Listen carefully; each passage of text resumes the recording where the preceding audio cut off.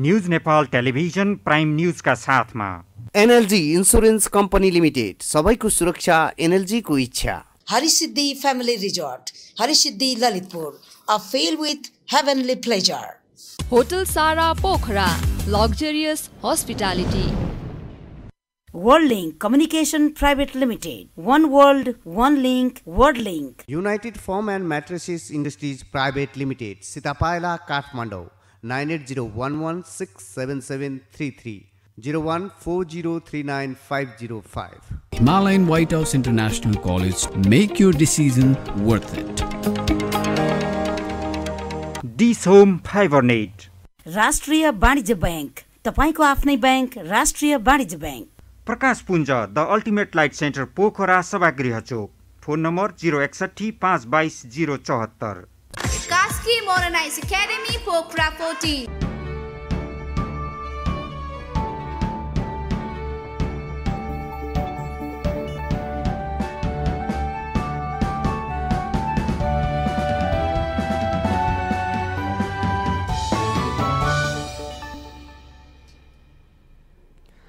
राष्ट्रियताको पहरेदारी, जनअधिकारको पक्षमा खबरदारी, यो हो निज नेपाल टेलिभिजन। नमस्कार, म शिवशंकर चौधरी। सुरुमा हेडलाइन्स न्यूज। एमाले माओवादी टकराव, सदनमा छत्ताछोल, शीर्ष नेताबीच भएको सहमति 2 घण्टा पनि टिक्न सकेन। प्रचण्डले राजीनामा दिनुपर्ने एमालेको अडान कायमै। ललिता निवास जग्गा प्रकरणमा सञ्चार मन्त्रालयका सचिव राउत पक्राउ पर्नेको सङ्ख्या 12 पुग्यो।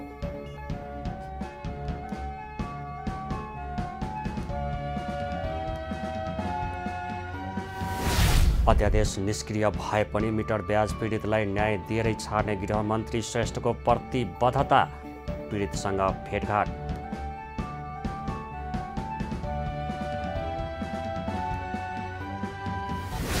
पर्सामा नागरिकता लिन टोकन प्रणाली लागू भए पनि सेवाग्राहीलाई शास्ति। वडा कार्यालयमा कर्मचारीलाई रकम असुल्ने गरेको खुलासा।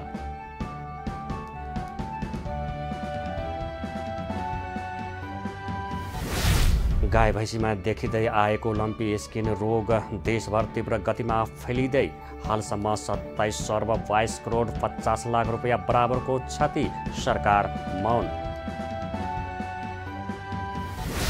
भारतको हिमाचल प्रदेशको सिमलामा भारी वर्षाका कारण घर भत्किँदा एकै परिवारका 3 जनाको मृत्यु, 2 जना घाइते।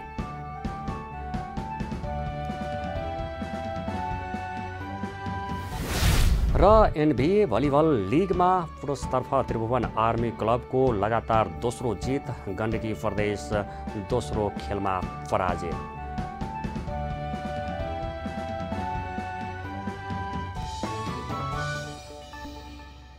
अब न्यूज विस्तारमा सुरु गरौँ। संसद बैठक सञ्चालनको प्रसङ्गबाट। प्रमुख 3 राजनीतिक दलका शीर्ष नेताहरूबीच संसद बैठक सञ्चालन गर्न आइतबार भएको सहमति 2 घण्टा नबित्दै तोडिएको छ।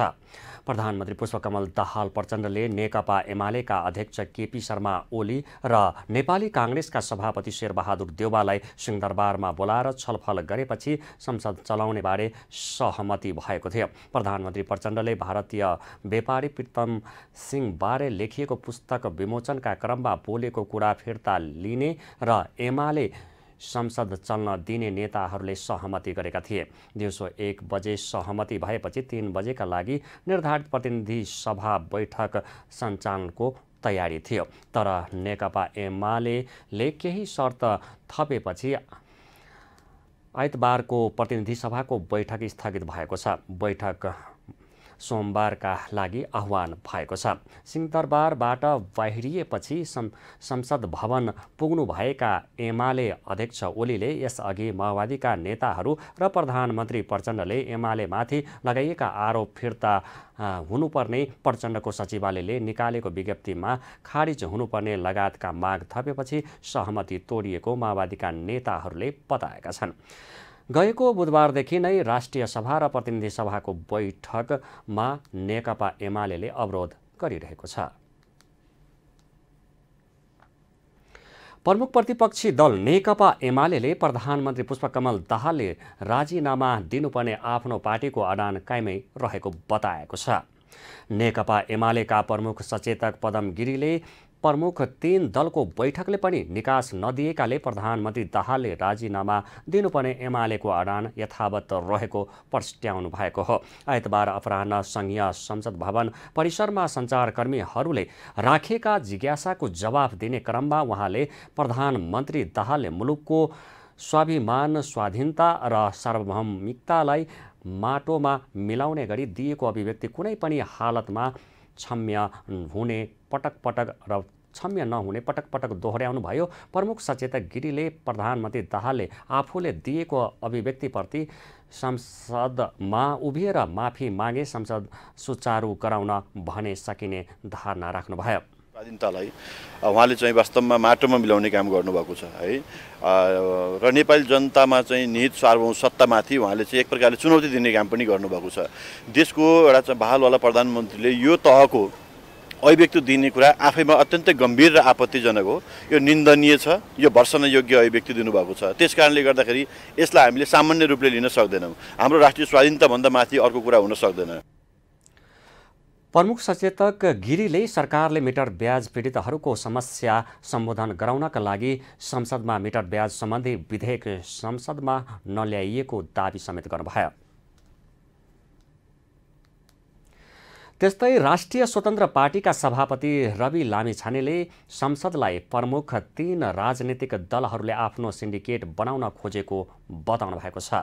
आइतबार नयाँ बानेश्वर स्थित संघीय संसद भवनमा सञ्चारकर्मीहरूसँग कुराकानी गर्दै सभापति लामिछानेले संसदलाई काङ्ग्रेस, एमाले र नेकपा माओवादी केन्द्रका सांसदहरूले आफ्नो सिन्डिकेट बनाउन खोजेको बताउनु भएको हो। उहाँले 3 राजनीतिक दलहरूका बीचमा सल्लाह मिल्दा संसद चल्ने र सल्लाह नमिल्दा संसद नचल्ने भएको भन्दै असन्तुष्टि व्यक्त गर्नुभयो। उहाँले दलहरूले पटक पटक यस्तो गरेको भन्दै अब आफूहरूले नसहने बताउनु भयो। उहाँले आसपासमा सल्लाह नगरी कुनै पनि र जुनसुकै मुद्दा संसदमा लिएर उहाँहरूको सल्लाह मिल्यो भने संसद चल्ने भयो, नमिल्दाखेरि संसद नचल्ने भयो। संसदमा एउटा स्वतन्त्र रूपमा जितेर आउनुभएको माननीय ज्यूको पनि उत्तिकै भूमिका रहन्छ।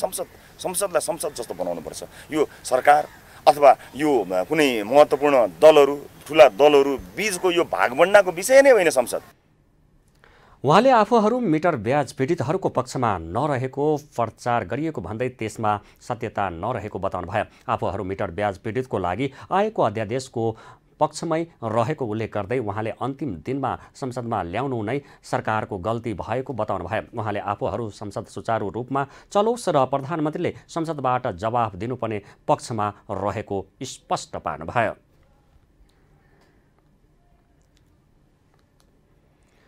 नेकपा माओवादी केन्द्रका सांसद लेखनाथ दाहालले प्रमुख प्रतिपक्षी दल नेकपा एमाले संसद अवरोधको विश्व रेकर्ड कायम गर्न लागेको बताउनु भएको छ। आइतबार नयाँ बानेश्वर स्थित संघीय संसद भवनमा सञ्चारकर्मीहरूसँग कुराकानी गर्दै उहाँले प्रमुख प्रतिपक्षी दल नेकपा एमाले संसद अवरोधमा विश्व रेकर्ड कायम गर्न लागेको बताउनु भएको हो।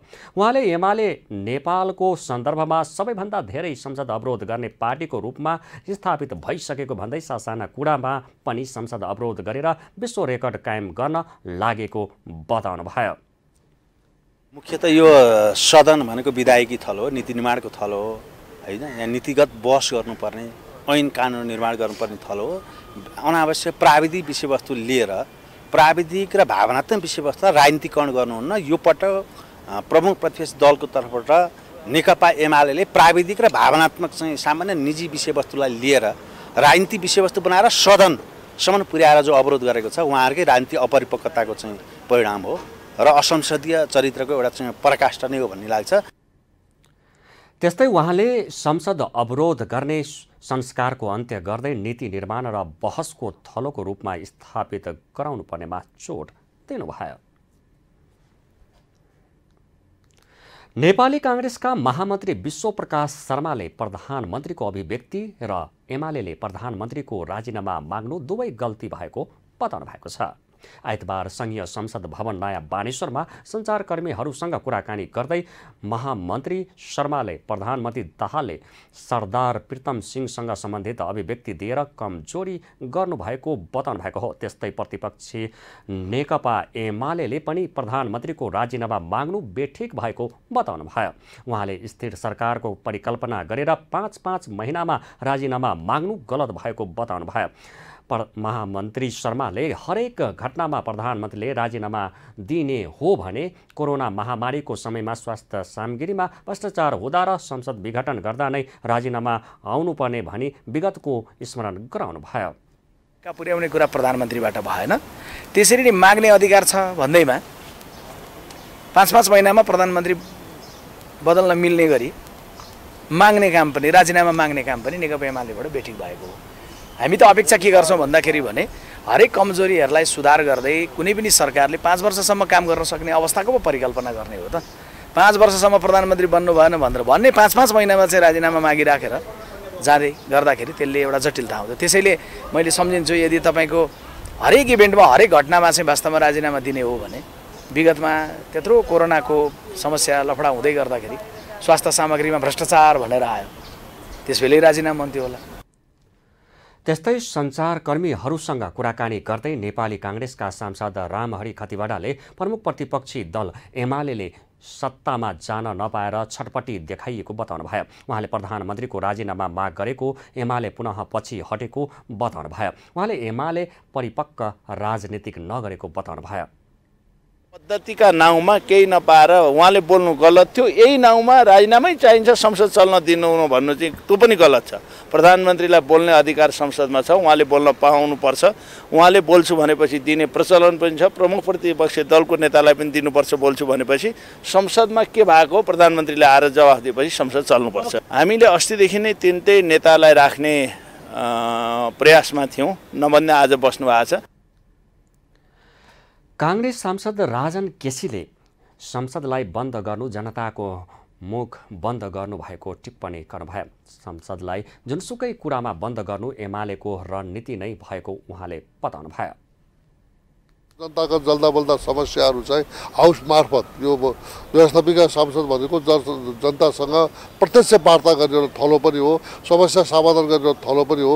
त्यसलाई बन्द गर्नु भनेको जनताको मुख बन्द गर्नु हो। उहाँले निरन्तर संसद बैठक अवरुद्ध गर्नु नहुने बताउनु भयो। न्युज नेपालमा अब पालो भएको छ ब्रेकको ब्रेक अघि हेडलाइन्स न्युज।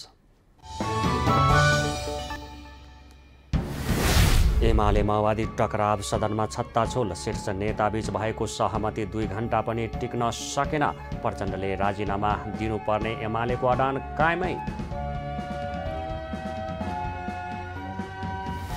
ललिता निवास जग्गा प्रकरणमा सञ्चार मन्त्रालयका सचिव राउत पक्राउ पर्नेको सङ्ख्या 12 पुग्यो।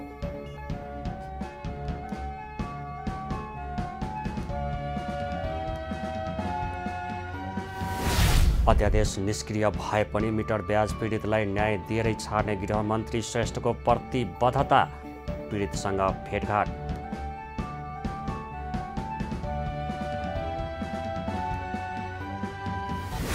पर्सामा नागरिकता लिन टोकन प्रणाली लागू भए पनि सेवाग्राहीलाई शास्ति। वडा कार्यालयमा कर्मचारीलाई रकम असुल्ने गरेको खुलासा।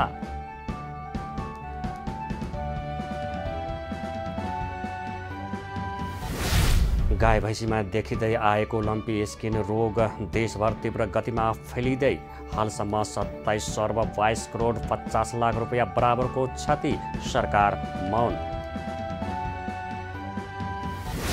भारतको हिमाचल प्रदेशको सिमलामा भारी वर्षाका कारण घर भत्किँदा एकै परिवारका 3 जनाको मृत्यु, 2 जना घाइते।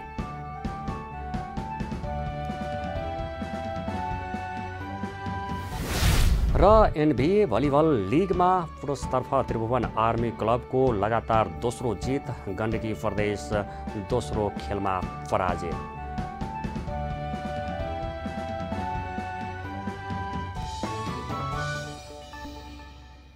ब्रेकपछि पुनः स्वागत छ न्युज नेपालमा। अब बाँकी न्युज। उपप्रधानमन्त्री तथा गृहमन्त्री नारायण काजी श्रेष्ठले अध्यादेश निष्क्रिय भए पनि मिटर ब्याज पीडितलाई न्याय दिलाएरै छाड्ने बताउनु भएको छ। आइतबार नयाँ बानेश्वरस्थित मिटर ब्याज पीडित धरना स्थलमा पुगेर सम्बोधन गर्दै उपप्रधानमन्त्री तथा गृहमन्त्री श्रेष्ठले यस्तो बताउनु भएको हो। उहाँले अध्यादेश निष्क्रिय भए पनि संसदमा रहेको भन्दै आयोग मार्फत मिटर ब्याज पीडितहरूलाई न्याय दिने काम नरोकिने बताउनु भयो। उहाँले मिटर ब्याज पीडितको विधेयक संसदमा रहेको भन्दै विधेयक पारित गर्ने प्रक्रिया अगाडि बढाइसकेको बताउनु भयो। उहाँले सरकारले अध्यादेश आउनुभन्दा अगाडि आयोग बनाए काम गरिरहेकाले ढुक्क हुन पीडितहरूलाई आग्रह गर्नुभयो। उहाँले मिटर ब्याज पीडितको माग अनुसार नै समस्या समाधान गर्न आयोग बनाएकाले आयोगको काम नरोकिने बताउनु भयो। उहाँले मिटर ब्याजी पीडित सामन्ती र मिटर ब्याजी सामन्ती शोषणको निष्कृष्ट अवशेष भएको भन्दै सामन्ती शोषणको अवशेषलाई अन्त्य गर्न सरकार प्रतिबद्ध रहेको बताउनु भयो। यसैले गर्दा तपाईहरुलाई भन्न चाहन्छु, विधेयक संसदमा छ, अस्वीकार भएको होइन। त्यसैले विधेयक पारित गर्ने तपाईहरुमाथिको यो न्यायको आन्दोलनलाई कुनै पनि हालतमा पुरा नगरिकन छोडिने छैन। तपाईहरु ढुक्क हुनुभयो। हामीले अध्यादेश जारी गर्नुभन्दा अगाडि मिटर ब्याज सम्बन्धी गरेर पीडितलाई न्याय दिनका निम्ति आयोग बनाएका थियौँ। उहाँले मिटर ब्याजीले पीडितहरूसँग बढी लिएको पैसा फिर्ता गर्नुपर्ने र घर जग्गा पनि फर्काउनु पर्ने बताउनु भयो। उहाँले 5 लाख ऋण लिएर 50 लाखको तमसुक बनाउने दिएको भन्दा दोबर तेबर पैसा पनि लिने, घर जग्गा पनि रजिस्ट्रेसन पास गरेर लिने जस्ता अपराधलाई राज्यले छुट दिन नसक्ने बताउनु भयो। बालुवाटार स्थित ललिता निवास क्याम्पभित्रको सरकारी जग्गा हिनामिना आरोपमा केन्द्रीय अनुसन्धान ब्युरोले थप 3 जनालाई पक्राउ गरेको छ। पक्राउ पर्नेमा ध्रुव प्रसाद अर्याल र लोकहरि घिमिरे छन्।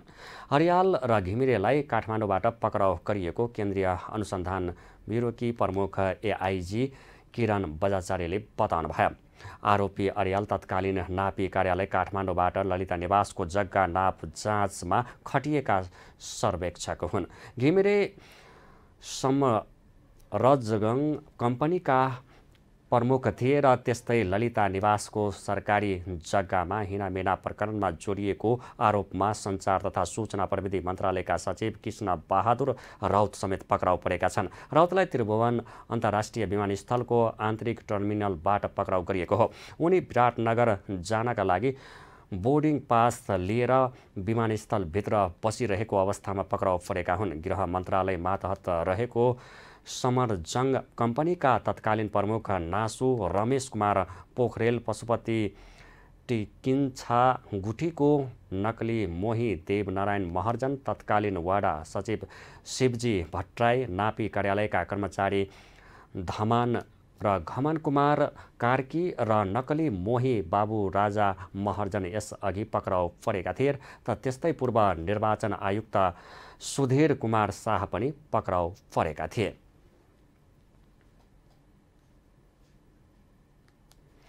कोशी प्रदेशका प्रदेश प्रमुख परशुराम खापुङले 3 जनालाई मन्त्री पदको शपथ ग्रहण गराउनु भएको छ।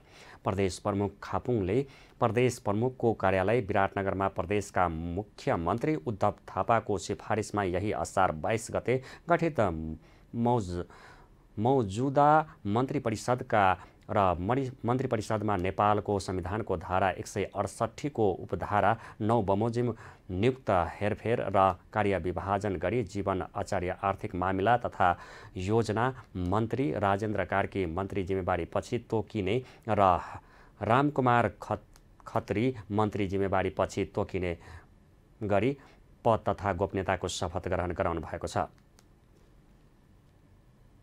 कृष्णको नाममा शपथ लिन्छु कि नेपालको कामकाज प्रचलित कानुनको अधीनमा रही कसैको डर नमानी प्रदेशको वर्तमान मन्त्री परिषदको कार्य विभाजन निम्न अनुसार रहेको छ। उद्धव थापा मुख्यमन्त्री तथा मन्त्री परिषदको कार्यालय, आन्तरिक मामिला तथा कानुन मन्त्रालय, उद्योग कृषि तथा सहकारी मन्त्रालय, खानेपानी सिँचाइ तथा ऊर्जा मन्त्रालय, पर्यटन वन तथा वातावरण मन्त्रालय, भौतिक पूर्वाधार विकास मन्त्रालय, सामाजिक विकास मन्त्रालय र स्वास्थ्य मन्त्रालय रहेको छ। यस्तै जीवन आचार्य मन्त्री आर्थिक मामिला तथा योजना मन्त्रालय, कमल प्रसाद जबेगु मन्त्री जिम्मेवारी पछि तोकिने, प्रदीप कुमार सुनार मन्त्री जिम्मेवारी पछि तोकिने, राजेन्द्र कार्की जिम्मेवारी पछि तोकिने र रामकुमार खत्री जिम्मेवारी पछि तोकिने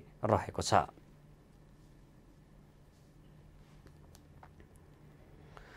प्रधान न्यायाधीश हरिकृष्ण कार्कीले न्याय परिषदले बैठक छिटो बसी न्यायाधीश नियुक्तिको विषय टुङ्ग्याउने बताउनु भएको छ।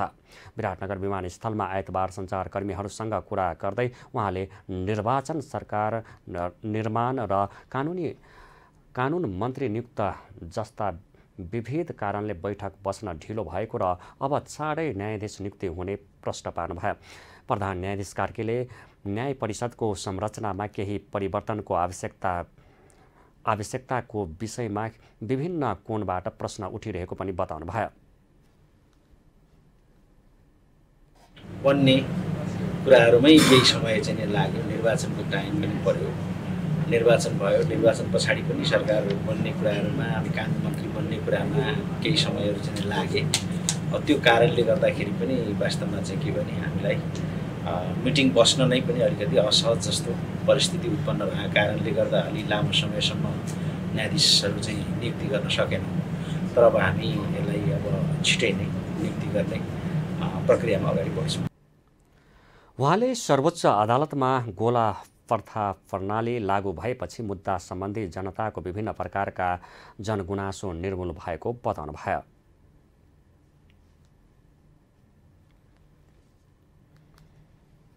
सातवटै प्रदेशका मुख्य न्यायाधिवक्ताहरूको अनुभव आदान प्रदान तथा राष्ट्रिय सम्मेलन कार्यक्रमबाट 9 बुँदे घोषणा पत्र जारी गरिएको छ।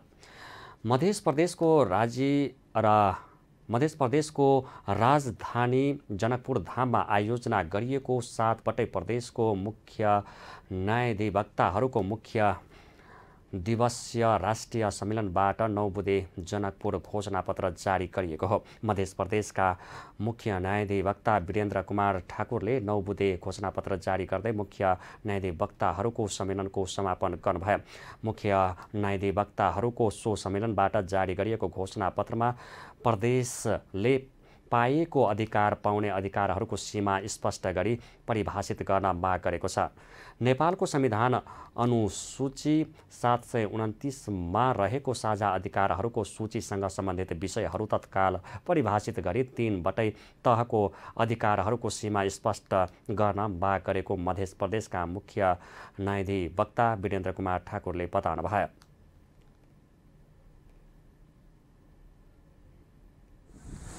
हाम्रो प्रादेशिक सरकारको अहिलेको जुन अभ्यास छ, अहिलेको जुन क्रियाकलाप छ, सम्पूर्ण क्रियालाई कानुन निर्माणदेखि लिएर शासन व्यवस्थामा सबैको सहभागिताको लागि गरिआएको कार्यलाई थप बल पुर्याउने हिसाबले हामीले अहिले यो सम्मेलनबाट ती विषयहरूलाई समेटेर आजको यो हामी 3 दिने कार्यक्रममा एउटा घोषणापत्र जारी गरेका छौँ।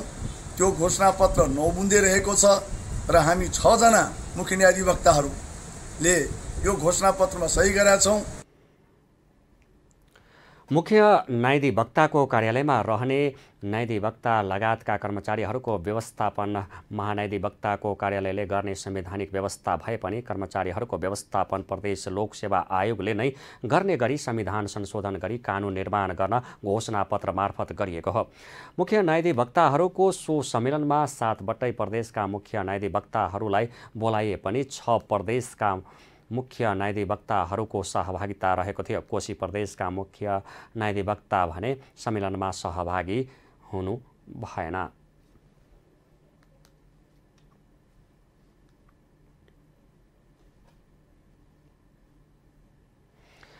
काठमाडौँमा सुनको सिक्री लुटपाट गर्ने कार्यमा संलग्न 5 जना पक्राउ परेका छन्। काठमाडौँ उपत्यका अपराध अनुसन्धान कार्यालयले आइतबार काठमाडौँमा पत्रकार सम्मेलन गरी सो कार्यमा संलग्न रामेछापका रबिन दमाईलाई, सुनसरीका रवि विश्वकर्मा, काभ्रेका उमेश छेत्री र धनकुटाका राहुल माझीलाई पक्राउ गरिएको जानकारी गराएको हो। पछिल्लो 1 महिना यता विशेष गरी मर्निङ वाकमा निस्किने महिलाहरूको घाँटीमा लगाइएको सुनको सिक्री लुट्ने क्रम बढेको उजुरी आएपछि अनुसन्धानको क्रममा त्यसमा संलग्न उनीहरूलाई पक्राउ गरी सार्वजनिक गरिएको कार्यालयका प्रमुख हामीले यो अनुसन्धान हामीले यो असारको पहिलो 1 गतेदेखि नै देखिन्छ घटनाको हिसाबले। त्यहाँ चाहिँ बिहानी पख विशेष मर्निङ वाकमा निक्लिने महिलाहरूलाई को सुनको सिक्रीहरू चाहिँ त्यो लुटिएको अथवा स्न्याचिङ भएको भन्ने आधारमा हामीले अनुसन्धान सुरु गर्यौँ र यसमा एउटै खालको जो अपराध गर्ने प्रवृत्तिहरू देखियो। त्यसैले पनि एउटै ग्रुप हुनसक्छ भन्ने हिसाबले हामीले यो अनुसन्धान गर्दै गयौँ र यो अनुसन्धान गर्दै गरेको अवस्थामा एउटा ग्रुप नै यसमा रहेको अवस्था थियो। त्यसमध्ये हामीले 4 जनालाई पक्राउ गऱ्यौँ, जसमा यो 4वटा ग्रुप जसमा बाइकहरू प्रयोग भएर गरिएको अवस्था हो र यसमा सुन जहाँ चोरिएको सुन चाहिँ लुटिएको सुन बिक्री गरेर जसले किन्यो उसलाई पनि पक्राउ गरेर अहिले कारबाहीको हिसाबमा ल्याछौँ। लुटपाट कार्यमा मोटरसाइकलहरूको प्रयोग गरेको पनि प्रहरीको अनुसन्धानमा खुल्न आएको छ। उनीहरूको साथबाट 11.2 ग्राम तौलको सुनको सिक्री लुट्ने क्रममा प्रयोग गरिएका 2वटा मोटरसाइकल, 47 ग्रामको सुनको नेकलेस र 6 थान मोबाइल सेट बरामद गरिएको छ। लुटिएका सो सुनको कारोबार गर्ने कार्यमा संलग्नहरूको पनि खोजी भइरहेको प्रहरी वरिष्ठ उपरीक्षक केसीले बताउनुभयो।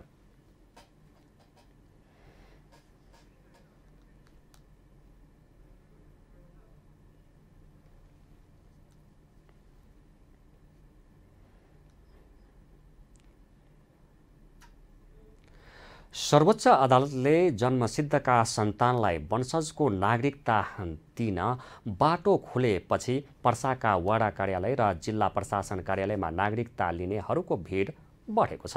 तर नागरिकता लिनेहरूले निकै शास्ति खेपिरहेको छ। एक रिपोर्ट।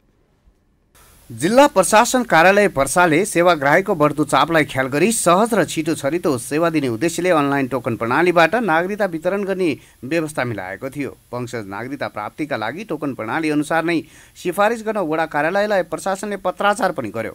तर पर्साका वडा कार्यालयहरूमा नागरिकताको सिफारिस लिन सेवाग्राहीले निकै शास्ति खेप्नु परेको छ। कर्मचारीले सेवाग्राहीसँग रकम समेत असुल्ने गरेका छन्। अगर लाइन से कराएं तो मतलब 5-6 दिन 1 हफ्ता लाग सकता ना, तो मतलब हम खर्चा बर्चा दें तो हम निके फास्ट कर दें। तो कहनी कि ठीक बा, तो खर्चा बर्चा कितना देवे के पड़ी, खर्चा के मांग ले हम बताएं, नाम भी बताएं, खर्चा कितना देवे के पड़ी। तो वो कहली कि खर्चा मतलब 2000 रुपया एगो फाइल के देवे के पड़ी। तो हम कहनी कि तो 3 गो फाइल के 6000 भैल, तो 6000 हम ना दें, 4000 दें। हम सुननी कि पहले हम दें तो पैसा ना, लेकिन कहते नहीं कि वो में इनकार होता कि ना, कहनी कि हम 4000 दे। तो बोली कि 4000 में ना हो गए भाई, सचिव साहब के भी देवे के पड़ी में, हमनी के ये काम करे के पड़ी में भी देवे के पड़ी। तो हमनी के हम कहनी कि कर दी 4000 में। तो एमे के वो मतलब मनोज सर के एगो राइट हैंड मैन सुनने में आगु कहनी कि हां की बात करता ओइ में मिला दिया लगन। जन्मका आधारमा नागरिकता लिएकाहरूका सन्तानलाई वंशजको आधारमा नागरिकता दिन थालेपछि पर्सा वडा कार्यालयमा नागरिकताका लागि सिफारिस लिनेहरूको घुइँचो बढेको छ। यी सूचना सबके दिनु भयो। अनि पहिलादेखि सूचना निकाल्नु पर्ने हुन्थ्यो कि किन यहाँ हुनु भएन, वडा बन्द गरे हुन्थ्यो। काम निकै हो त वडा बन्द गर्दैछु हो। सबैलाई किन शास्तिमा परेको हो? सबैले भन्छन् कि भारतीयले नागरिकता लियो, भारतीयले नागरिकता लियो, भारतीयले बिहारीले नागरिकता, यहाँ सबै नेपाली हो, नेपाली नागरिकता लिन आएको छ। तर वडा अध्यक्ष जो फुर्सी खोलेर ढोका खोलेर यहाँबाट फरार छन्। कोही सचिवहरू कोही जिम्मेवारी लिन छैन कि कहाँ हुनुहुन्छ भनेर। जिल्ला प्रशासनले टोकन प्रणाली लागू गरिए पनि पर्साका वडा कार्यालयबाट भने सेवाग्राहीले छिटो छरितो सेवा पाएका छन्। वडाका कर्मचारी र वडा अध्यक्षहरूले विभिन्न बहाना बनाएर काममा ढिलासुस्ती गरिरहेका छन्। हैन अब हाम्रो एउटा दिपेन्द्र सर हुनुहुन्छ, उहाँको जीव सञ्चो नभएर, पिन्टुजी अस्ति जानुभयो, उहाँको बुबाको जीव सञ्चो नभएर आज आउनुभएको छ। अब त्यसमा त्यस्तो परेछ भने के गरिन्छ। यता पर्साका सहायक प्रमुख जिल्ला अधिकारी भीमकान्त पौडेलले सेवाग्राहीहरूलाई झन्झट नहोस् भनेर अनलाइन टोकन प्रणालीबाट सेवा दिएको र कर्मचारीहरूले सेवाग्राहीसँग रकम असुली गरेको भए यस्ता कर्मचारीलाई कारबाही गर्ने चेतावनी समेत दिएका छन्। कुनै व्यक्तिले अनुचित फाइदा लिएर गलत तरिकाले काम गर्यो, सरकारी कर्मचारीले होइन पैसा लिएर अनुचित दुःख दियो भने त्यसलाई हामीले कारबाही लिखित मौखिक जस्तो गुनासो आए पनि हुन्छ, हामी चाहिँ कारबाही गर्छौँ। अन्य सम्बन्धित निकायमा पनि अरू ओभरसाइट एजेन्सीहरू छन्, कारबाही गर्ने नियामक निकायहरू छन्, त्यहाँ पनि हामी लेखेर पठाउँछौँ कारबाहीको लागि र हामीले प्रमाण पायो भने हामी पनि कारबाही गर्छौँ। जिल्ला प्रशासन कार्यालय पर्सामा नागरिकता लिनेहरूको भिड बढेसँगै वडा कार्यालयले अवैध रकम असुल्नु र सेवाग्राहीलाई सेवा नदिनु पक्कै पनि राम्रो होइन, तसर्थ समयमै सरकारवालाहरूको यसतर्फ ध्यान जाओस्। पर्साबाट क्यामेरामा राजु बैठाको साथमा निलम चौधरीको रिपोर्ट। निज नेपालमा अब पालो भएको छ बिजनेस न्युजको।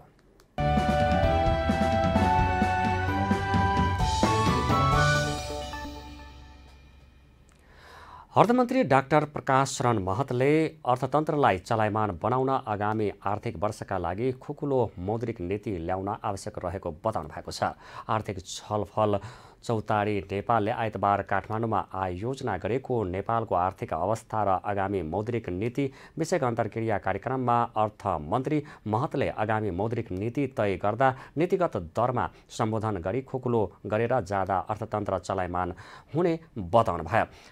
वित्तीय र वित्त नीति र मौद्रिक नीति अर्थतन्त्रका मुख्य दुई उपकरण रहेको उल्लेख गर्नुहुँदै अर्थमन्त्री महतले अर्थ मन्त्रालय र नेपाल राष्ट्रिय बैंक बीचको समन्वयकारी भूमिका हुनुपर्नेमा जोड दिनुभयो। आर्थिक अनुशासन पालना सरकारको प्राथमिकतामा रहेको उल्लेख गर्दै अर्थमन्त्री महतले सरकारले अहिले आवश्यक रकमान्तर रोकिएको जानकारी दिनुभयो। सरकारमा बसेका पोलिसी लेभलमा बसेकाहरू पनि प्रभावित भएर हामी चाहिँ निर्णय गरिहाल्छौँ। त्यस बेलामा अब एकदमै श्रीलङ्का हुन थाल्यो भन्ने किसिमको बहस चर्को रूपमा गइसकेपछि अब यो इम्पोर्ट पनि कन्ट्रोल गर्नु पर्यो सब, त्यसले गर्दा हाम्रो राजस्वमा पनि असर पर्यो र अरू किसिमका समस्याहरू पनि आए र अर्कोतर्फ मोनेटरी पोलिसी पनि टाइट भयो। यी सबैले गर्दाखेरि समस्याहरू चाहिँ निम्ति यद्यपि बाह्य अरू कारणहरू पनि छन् अर्थतन्त्रमा समस्या आउनुमा, तर हाम्रो आन्तरिक पोलिसी रिलेटेड डिसिजनले पनि यसलाई चाहिँ समस्यामा पारेको छ। अब यसलाई चाहिँ करेक्सन हुन जरुरी छ भन्ने मलाई लाग्छ।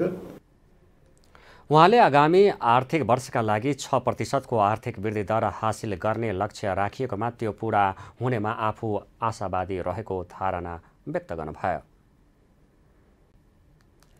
दीर्घकालीन योजना बिना बजेट रकम सकाउनकै लागि एउटै योजनामा पटक पटक लगानी गरी गुणस्तरहीन काम गरिएको भेटिएको छ।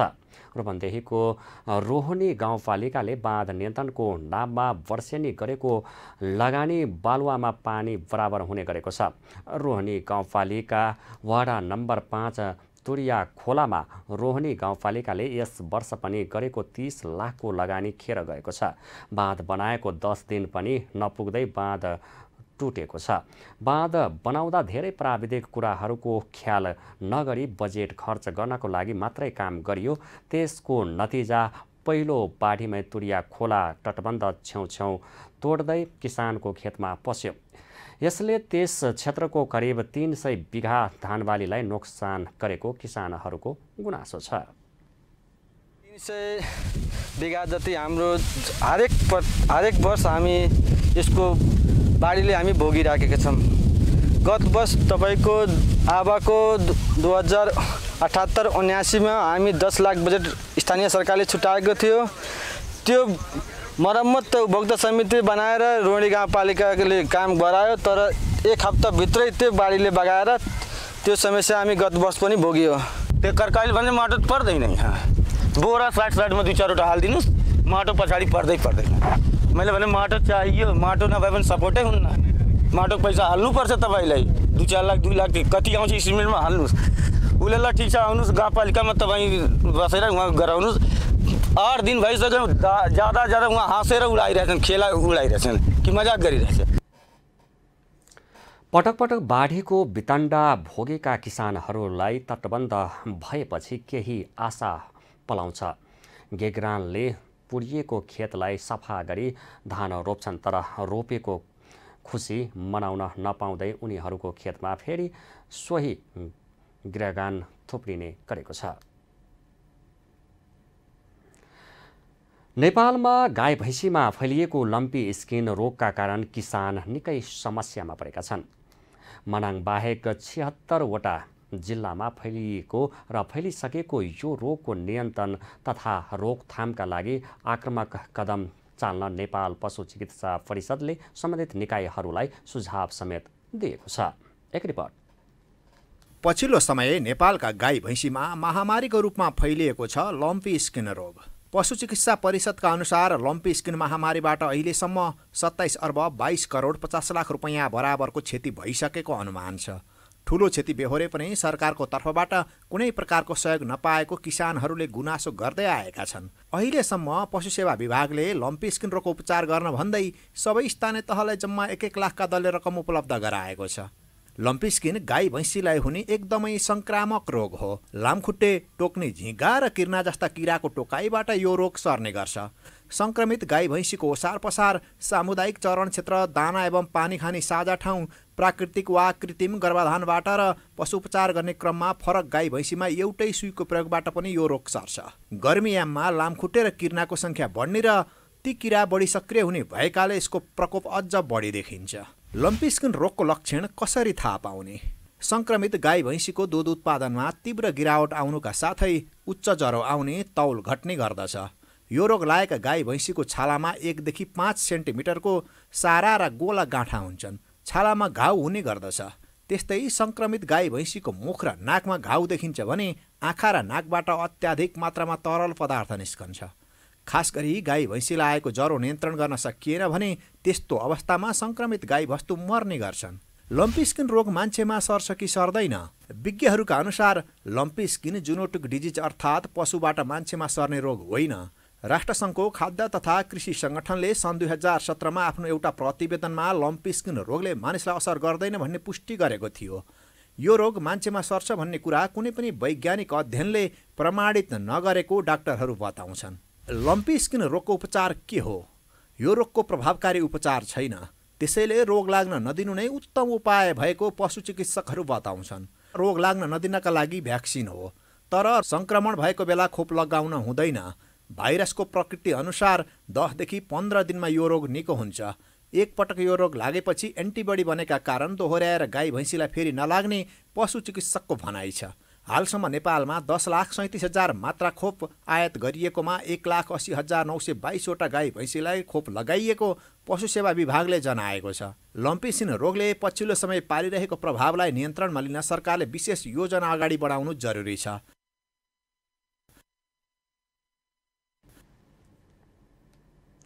निज नेपालमा अब पालो भएको छ इन्टरनेसनल न्युजको।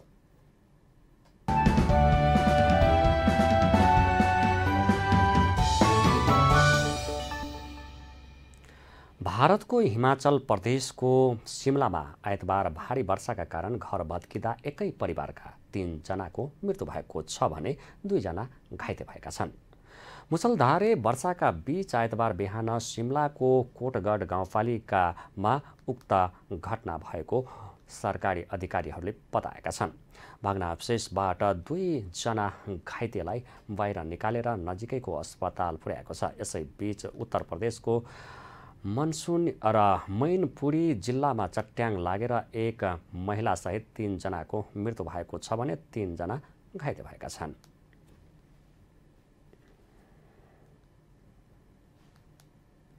निज नेपालमा अब पालो भएको छ स्पोर्ट्स न्युजको सहकर्मी दीक्षा राईको साथमा।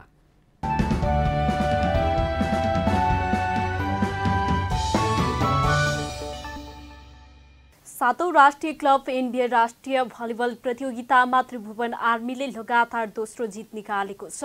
आइतबार भएको खेलमा हेल्प नेपालले सोइलुङलाई र आर्मीले दावाली मिलनलाई पराजित गरेको छ। हेल्प नेपालले सोइलुङमाथि 3-0 को सोझो सेटमा पराजित गरेको छ। हेल्प नेपालले सोइलुङमाथि 25-12, 25-15 र 25-19 को सोझो सेटमा पराजित गरेको हो। त्यस्तै आइतबार नै भएको दोस्रो खेलमा विभागीय क्लब त्रिभुवन आर्मी क्लबले दावाली मिलनलाई 3-0 को सोझो सेटमा पराजित गरेको छ। आर्मीले पहिलो सेट 25-19, दोस्रो सेट 25-11 र तेस्रो सेट 25-20 ले पराजित गरेको हो। यो आर्मीको प्रतियोगितामा लगातार दोस्रो जित रहेको छ। यस्तै गण्डकी प्रदेश लगातार दोस्रो खेलमा पराजित भएको छ। गण्डकी आइतबार नेपाल एपीएफ क्लबसँग 3-1 को सेटमा पराजित भएको हो।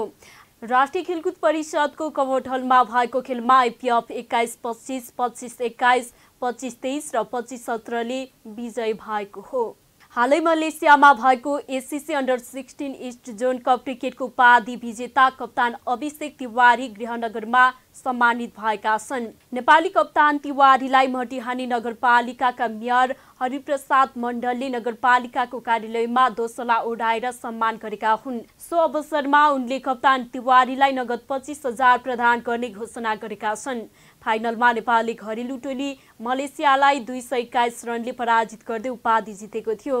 यो प्रतियोगितामा नेपालले उपाधि ह्याट्रिक पनि गरेको छ। अन्डर 16 का सबै खेलाडीलाई जनही 50,000 नगद पुरस्कार दिने यस अघि नै नेपाल क्रिकेट संघ क्यानले घोषणा गरिसकेको छ।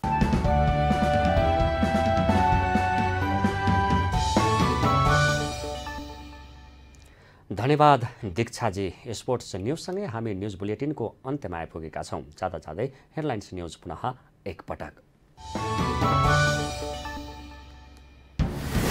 एमाले माओवादी टकराव सदनमा छत्ताछोल, शीर्ष नेताबीच भएको सहमति 2 घण्टा पनि टिक्न सकेन। प्रचण्डले राजीनामा दिनुपर्ने एमालेको अडान कायमै। ललिता निवास जग्गा प्रकरणमा सञ्चार मन्त्रालयका सचिव राउत पक्राउ पर्नेको सङ्ख्या 12 पुग्यो।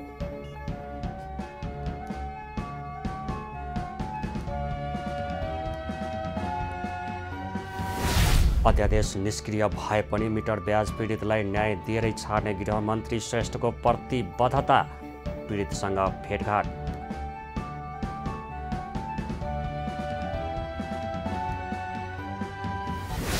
पर्सामा नागरिकता लिन टोकन प्रणाली लागू भए पनि सेवाग्राहीलाई शास्ति। वडा कार्यालयमा कर्मचारीलाई रकम असुल्ने गरेको खुलासा।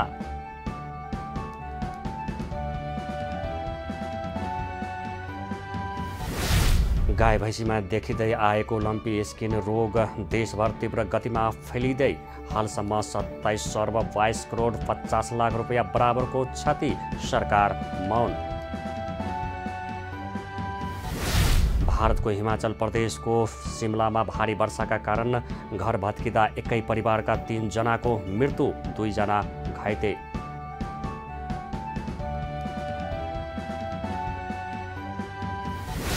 र एनबीए भलिबल लिगमा पुरुषतर्फ त्रिभुवन आर्मी क्लबको लगातार दोस्रो जित, गण्डकी प्रदेश दोस्रो खेलमा पराजय।